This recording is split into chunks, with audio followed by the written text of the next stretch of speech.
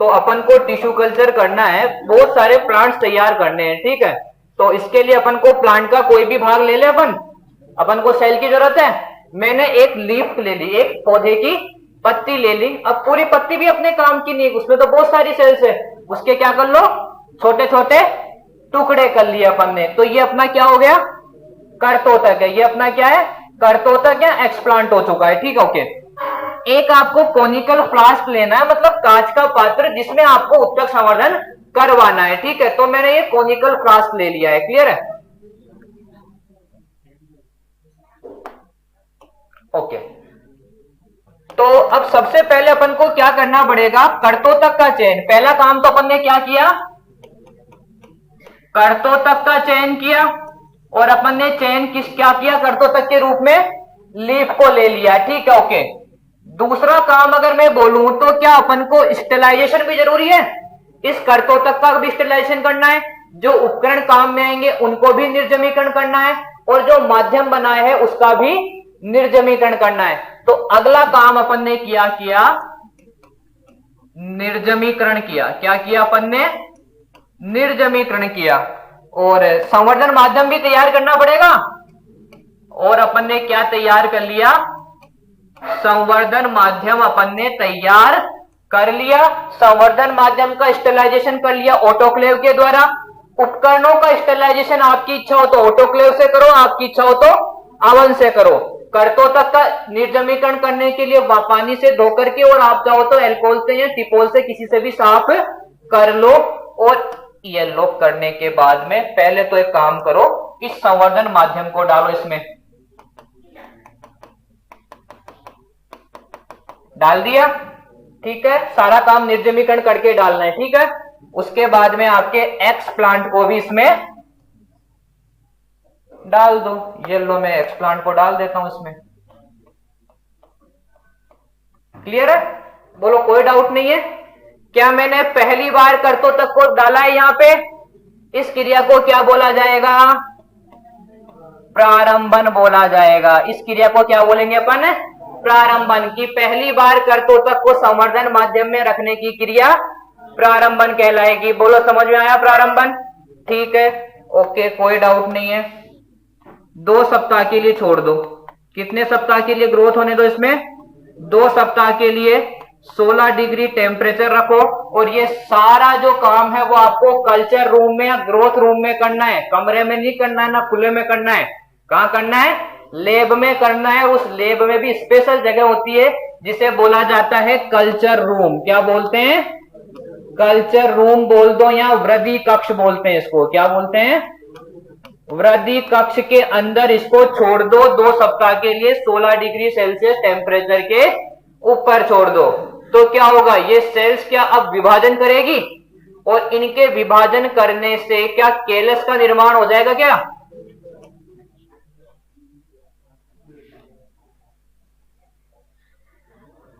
इसी को यहां से उठा लेते हैं अपन।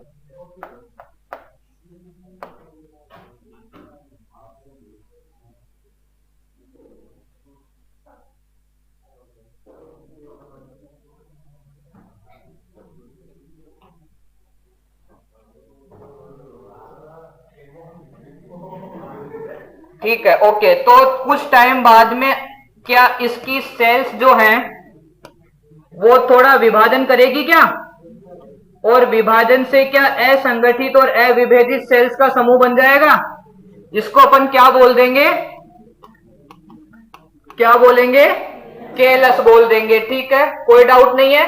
अब बताओ 2 सप्ताह के अंदर क्या संवर्धन माध्यम में जितने भी फैक्टर्स डाले थे अपन ने इसको ग्रो करने के लिए, क्या सारे फैक्टर्स सेल्स ने ले लिए हैं। तो अब क्या संवर्धन माध्यम में पोषक पदार्थों की कमी होगी क्या, भाई अगर सेल्स संवर्धन माध्यम से पोषक पदार्थ न्यूट्रिएंट्स को ले लेगी तो क्या वहां पे कमी आ जाएगी। भाई मृदा से भी अगर प्लांट सारा एक साथ ले लेंगे तो फिर मृदा में भी क्या अपन को बार बार खाद वाद एनपीके यूरिया डालनी पड़ती है क्या, या एक बार डाल के काम हो जाएगा। तो बार बार भाई संवर्धन माध्यम जो है क्या अब ये बेकार हो चुका है, इसमें जितने भी न्यूट्रिएंट्स थे क्या सारे यूज हो चुके हैं। तो अब मुझे बताओ क्या संवर्धन माध्यम को चेंज करने की जरूरत है। तो इस संवर्धन माध्यम को अब चेंज किया जाएगा, ठीक है, इसको चेंज कर देते हैं अपन। कि इन केलस को निकाल करके अब दूसरे कोनिकल फ्लास्क में डाल दो जिसमें नया संवर्धन माध्यम तैयार किया हुआ है। ये लो डाल देते हैं, देखो।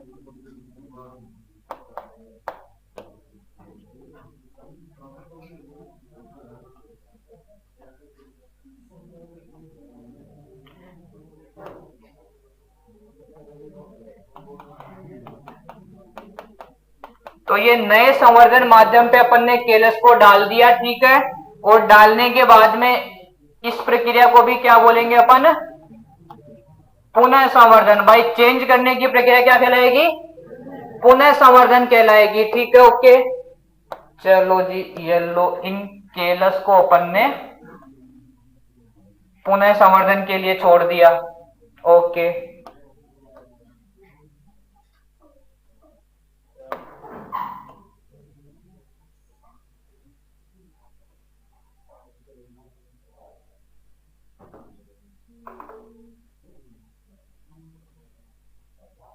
वापस से अपन को यही काम 2 सप्ताह के लिए छोड़ देना है इसको वृद्धि करने के लिए। तो इसको अपन ने 2 सप्ताह के लिए ग्रोथ करने के लिए छोड़ दिया। वही 16 डिग्री सेल्सियस टेम्परेचर के ऊपर अपन ने इसको ग्रोथ होने के लिए छोड़ दिया। तो अब इस केलस से क्या होगा, देखो, एक तो तना निकल जाएगा और एक जड़ें निकल जाएगी और ग्रोथ होगी, ठीक है। हार्मोन्स अपन ने डाल ही दिए हैं, साइटोकाइनिन और ऑक्सिन। साइटोकाइनिन तने को बनाने को प्रेरित करेगा, ऑक्सिन मूल को बनाने को प्रेरित करेगा। तो अब इन जो आपकी पादप अवस्था है इसमें रूट्स भी बन जाएगी और स्टेम का फॉर्मेशन भी इसमें हो जाएगा। तो क्या प्लांट तैयार हो चुका अपना? ओके, अब इस प्लांट को अगर मैं बाहर मिट्टी में ले आऊं तो क्या ये जिंदा रहेगा? क्या नहीं रहेगा, क्योंकि इसको तो क्या कृत्रिम मीडिया पे रहने की आदत हो चुकी है। क्या भाई, नया बच्चा जन्मता है, वो पहले माँ के पेट में होता है, तो क्या सीधे धूप में ले जाऊंगे तो क्या मर जाएगा? क्या वो महीने 2 महीने तो उसके हवा भी नहीं लगने दी जाती, उसको कपड़े में लपेट के रखा जाता है। क्या फिर धीरे धीरे अपन उसको बाहर लाना शुरू करते हैं अपन, क्योंकि वो क्या एकदम न्यू इन्वायरमेंट में आया है। अगर आप एकदम से बिल्कुल परिस्थितियां कंडीशंस को चेंज करोगे, यहाँ पे 16 डिग्री के अंदर था, लाइट में नहीं था, आपके ये बल्ब की ये ट्यूबलाइट में रखा हुआ था, कृत्रिम पोषक माध्यम पे था, डायरेक्ट मिट्टी में लाके उगाओगे 40 डिग्री टेम्परेचर पे, तो क्या हो जाएगा? वो मर जाएगा। तो अब इसको धीरे धीरे आपको क्या करना है? प्लांट तैयार है, इसको धीरे धीरे आपको करना है आपके बाह्य वातावरण के अनुकूल। इसके लिए देखो क्या करना पड़ेगा आपको, इस प्लांट को आप मिट्टी में उगाओ, लेकिन बाहर मत लाओ, ग्रोथ चेंबर में ही उगाओ। कहां पे? मिट्टी के अंदर उगा दो। ये लो, उगा दिए मैंने इस प्लांट को।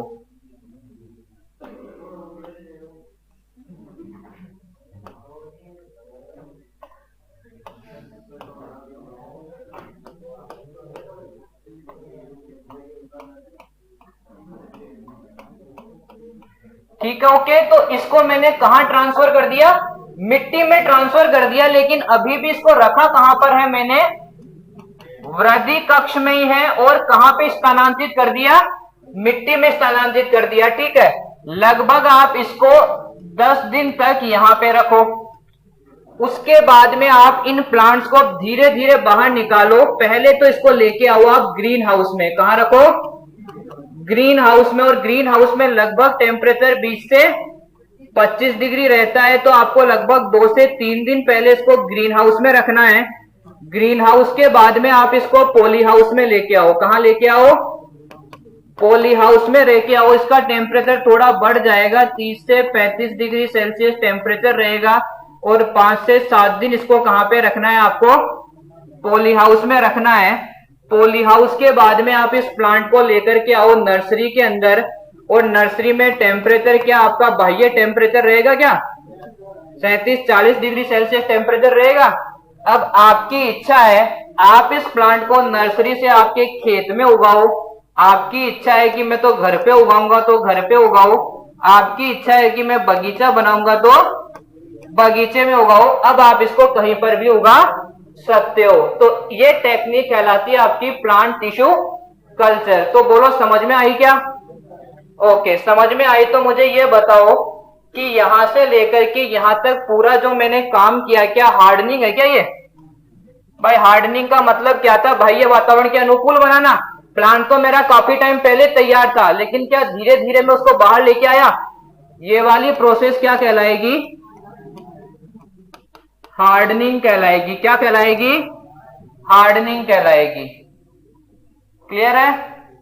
और अगर बात बोलूं ये प्रारंभन और ये जो काम है पुनः संवर्धन, ये वाला काम आपको लैब में तो करना है, और लैब में भी एक स्पेशल बेंच के ऊपर करना है, जिस बेंच को बोला जाएगा लेमिनर एयर फ्लो, जो मैं कल की क्लास में पढ़ाऊंगा कि लेमिनर एयर फ्लो क्या काम आती है। ठीक है, अभी के लिए याद रखो कि ये प्रारंभन और पुनः संवर्धन वाला इतना काम है, ये भी आपको कहां पे करना है? लेमिनार एयर फ्लो बेंच पे करना है आपको, नॉर्मल टेबल पे ये नहीं करना है। बोलो समझ में आया क्या? कोई डाउट नहीं है? तो पहले कोई करतोतक लिया अपन ने, एक्सप्लांट का स्टेलाइजेशन किया, संवर्धन माध्यम तैयार किया, उसका भी स्टेलाइजेशन किया, जितने भी उपकरण यूज में लेने इंस्ट्रूमेंट का स्टेलाइजेशन किया। स्टेलाइजेशन की टेक्निक्स में आपको पढ़ा चुका हूं। ठीक है, डाल दो यहाँ पे कोनिकल फ्लास्क में, कल्चर रूम में 2 सप्ताह के लिए 16 डिग्री के लिए सेल्सियस पे रख दो। सेल्स ग्रो करेगी, विभाजन से असंगठित सेल्स का समूह मिलेगा, इसे क्या कहा? केलस। ठीक है, केलस को अब न्यूट्रेंट, जो मीडिया में न्यूट्रेंट पूरे नहीं बचे थे, न्यूट्रेंट खत्म हो चुके थे, तो अब न्यूट्रेंट मीडिया चेंज करना पड़ेगा। इस केलस को उठा के दूसरे मीडिया पे रख दो, इसको क्या बोलेंगे? पुनः संवर्धन। इस मीडियम पे भी 2 सप्ताह के लिए 16 डिग्री तक बढ़ने दो, तो क्या होगा? रूट्स और शूट बन जाएगा। ठीक है, परों और जड़ें निकल जाएगी। प्लांट तो तैयार है, लेकिन इसको अपन बाहर अभी उगा नहीं सकते, धीरे धीरे इसको एकोमोडेशन करना पड़ेगा। ठीक है, तो धीरे धीरे पहले अपन ने इसको वृद्धि कक्ष में 10 दिन तक रखा, लेकिन न्यूट्रल सॉरी मीडिया से हटा करके कहां पे ट्रांसफर कर दिया? मिट्टी में ट्रांसफर कर दिया। कहां ट्रांसफर कर दिया? मिट्टी में। लेकिन रखा कहां? अभी भी ग्रोथ चेंबर में 10 दिन, वही 16 डिग्री सेल्सियस टेम्परेचर के ऊपर रखा। ठीक है, ओके। जब यहाँ पे 10 दिन तक रख लो, फिर इसको ग्रीन हाउस में ट्रांसप्लांट करो। कितने दिन तक रखो? यहाँ पे 20 से 25 दिन तक, सॉरी 20 से 25 डिग्री सेल्सियस 2 से 3 दिन ग्रीन हाउस में रखो। ग्रीन हाउस के बाद पोली हाउस में रखो, पोली हाउस के बाद नर्सरी में दे दो, और फिर आपकी इच्छा हो जहां पे आप प्लांट को उगा सकते हो। कोई डाउट है? ठीक है, सक्सेस हो गया काम।